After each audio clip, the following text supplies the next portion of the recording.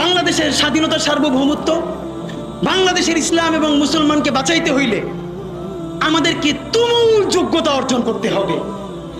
এই মাদ্রাসা শিক্ষিত জনগোষ্ঠীর মধ্যে হাজার হাজার ছেলে লাগবে যারা সিএনএনে, আল জাজিরায় তুমুল ইংলিশে বলতে পারবে।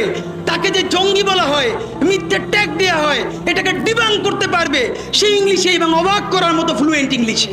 এই যোগ্যতা আমার লাগবে।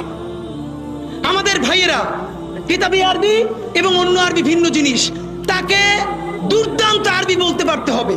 আমাদের প্ল্যাকার্ডে ইংলিশ কই, আমাদের প্ল্যাকার্ডে আরবি কই। ভাই, নিজের কাজ নিজে না করলে অন্য কেউ কইরে দেয় না। প্লিজ আপনারা কয়দিন আমারে কয়দিন ওরে ভাই মনে করবেন, এরপর তো আমি আপনার বিপক্ষে বলবো, তখন আবার গাই লেবেন, এইটা কইরেন না। নিজে শক্তিশালী হন, নিজে যোগ্যতা অর্জন করেন। আমারে গালি দিয়ে হইলেও, বোকা দিয়ে হইলেও যে এই পুচকি বলা এত ভাব লয়, যা যোগ্যতা অর্জন করে ফেলাই।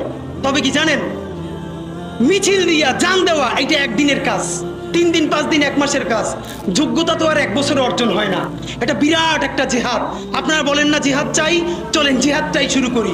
সেই জিহাদটা হইল, একজনের সব পারার দরকার নাই। এই দেশে আমাদের অনেক মাশাআল্লাহ আলেম হইছে। আলেমদের মধ্য থেকে এখন আইটি উদ্যোক্তা লাগবে, বুলধেরান মিডিয়া লাগবে। আমার যে 8000-এর ছেলেটা এখন পড়ে, চলেন সে আজকে জিহাদ ঘোষণা করি।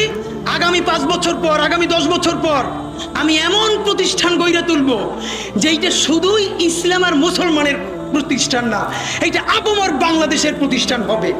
আর দেখেন, যতবার ইসলাম কায়েমের কথা বলি, তার আগে যদি ইনসাফ কায়েমের কথা বলতাম, আমার হিন্দু অন্য ধর্মের ভাইরাও তো সাথে পাইতাম। কেন? ইনসাফ যদি রাষ্ট্রে কায়েম হয়ে যায়, তাহলে 80% ইসলাম তো এমনিতেই কায়েম হয়ে যায়। তাহলে আগে আসেন ইনসাফের রাষ্ট্র বানাই, যে ইনসাফের রাষ্ট্রে সকল ধর্ম, বর্ণ, নারী, পুরুষ আমাদের অংশীদার হবে। ইনশাআল্লাহ ইনসাফ যদি কায়েম হয়ে যায়, সেই ইনসাফে যদি কারো খিলাফত আকাঙ্ক্ষা থাকবে, আলহামদুলিল্লাহ হইতে পারে।